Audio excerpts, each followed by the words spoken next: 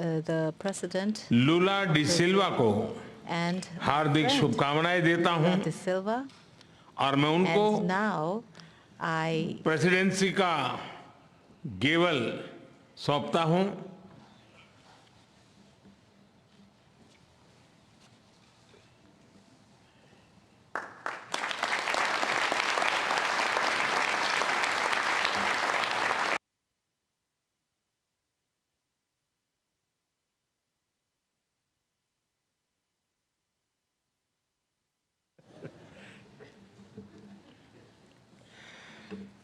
मैं राष्ट्रपति लूला को इस अवसर पर अपने विचार साझा करने के लिए आमंत्रित करता हूं।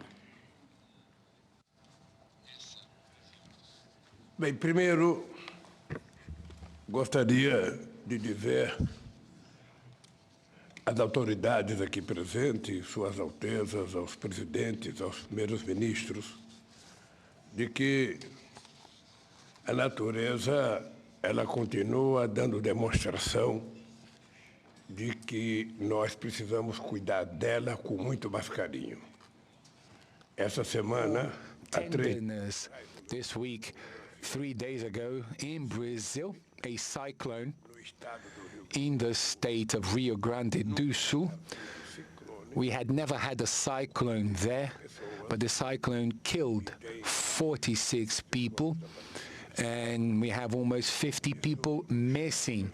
And this draws our attention because phenomena such as these have been taking place in all different locations on our planet. Well,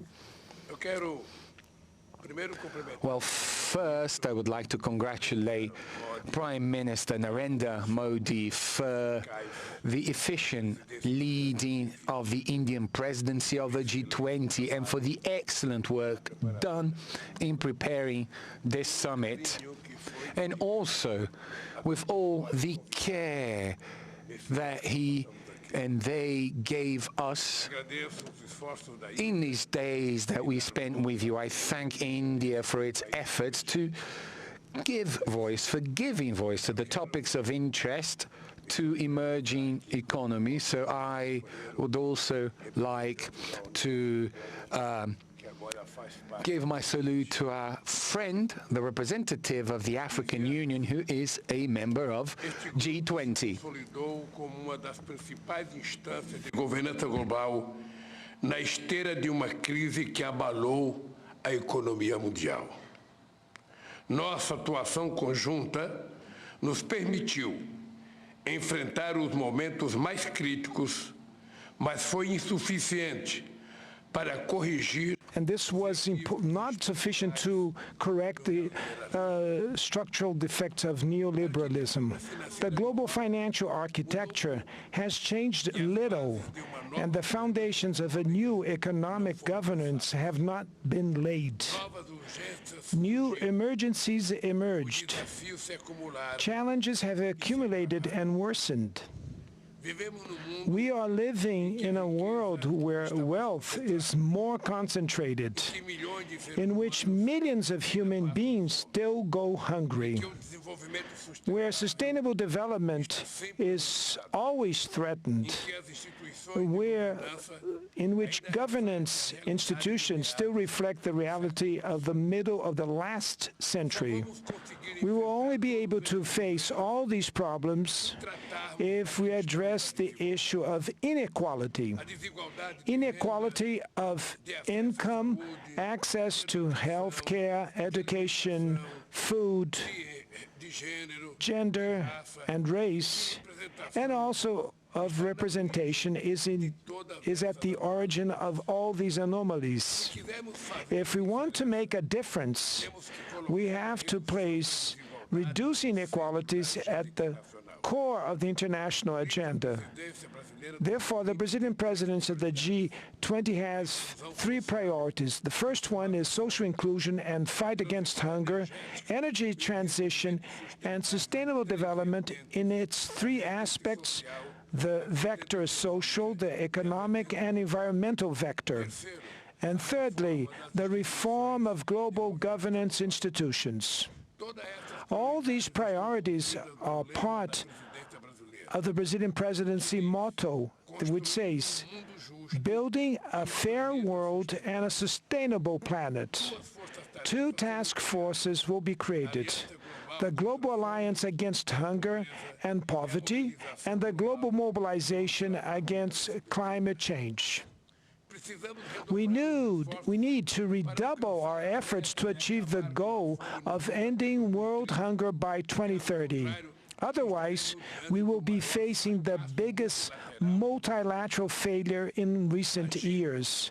Acting to fight climate change requires political will and determination from the rulers, as well as resources and technology transfer. We want greater participation of the emerging countries in the decision-making process of the World Bank and the International Monetary Fund. The unbearable foreign debt of the poorest countries needs to be addressed. The WTO must be revitalized and its dispute settlement system must start working again. To regain its political strength, the UN Security Council needs to count on the presence of new developing countries among its permanent and non-permanent members. The international community looks at us with hope because we bring together economies from emerging countries and developed countries in the G20. We represent 80% of the global GDP, 75% of exports, and around 60% of the world's population. To ensure that the G20 acts in an inclusive and coherent manner, Brazil intends to organize work around three general guidelines. First, we will make the political and financial paths work in coordination and in a more integrated way. There's no point in agreeing on the best public policy if we do not allocate the necessary resources for its implementation. Second, we have to listen to civil society. There are no governments without civil society. The Brazilian presidency will ensure that engagement groups have the opportunity to report their conclusions and recommendations to government representatives. Thirdly, we cannot let geopolitical issues hijack the discussion agenda of the various G20 levels. We are not interested in a divided G20. Only through joint action may we face the challenges of our days. We need peace and cooperation instead of conflict. The path that will take us from New Delhi to Rio de Janeiro will require a lot of dedication and commitment from everyone. The technical groups and the preparatory ministerial meetings will be hosted in several cities in all our 5 regions of our country. For that reason, we will welcome the members of the G20 with open arms. And we need effectively to the support of all the people here, including the track record of this successful summit meeting that was hosted by our dear country, that is India. I will be very much honored to welcome you all to the Rio de Janeiro summit in November of 2024.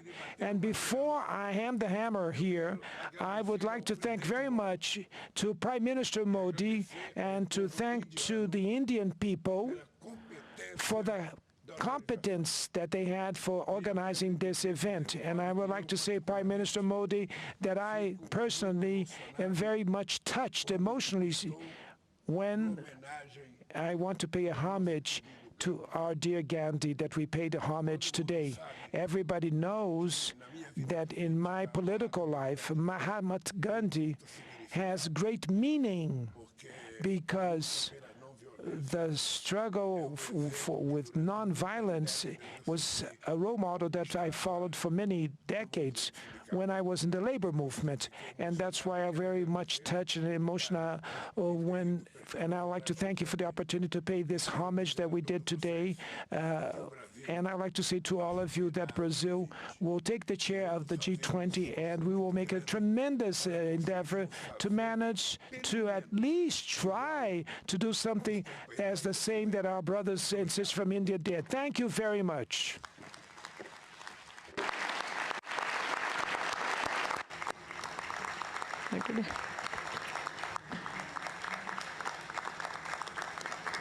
Your Highnesses, Excellencies, जैसा आप सब जानते हैं, भारत के पास नवंबर तक G20 presidency की भी जिम्मेदारी है। अभी 2.5 महीने बाकी हैं। इन 2 दिनों में आप सभी ने अनेक बातें यहाँ रखी हैं, सुझाव दिए हैं, बहुत सारे प्रस्ताव रखे हैं। हमारी ये जिम्मेदारी है कि जो सुझाव आए हैं उनको भी एक बार फिर देखा जाए कि उनकी प्रगति में गति कैसे लाई जा सकती है। मेरा प्रस्ताव है कि हम नवंबर के अंत में G20 का एक वर्चुअल सेशन और रखें। उस सेशन में हम इस समिट के दौरान तय विषयों की समीक्षा कर सकते हैं। इन सब की डिटेल्स हमारी टीम आप सभी के साथ शेयर करेगी। मैं उम्मीद करता हूं कि आप सब इससे जुड़ेंगे। योर हाइनेसेस, एक्सेलेंसीज, इसी के साथ मैं G20 समिट के समापन की घोषणा करता हूं। One earth, one family, one future का रोड मैप सुखद हो। स्वस्ति अस्तु विश्वस्य, यानी संपूर्ण विश्व में आशा और शांति का संचार हो। 140 करोड़ भारतीयों की इसी मंगल कामना के साथ आप सभी का बहुत बहुत धन्यवाद।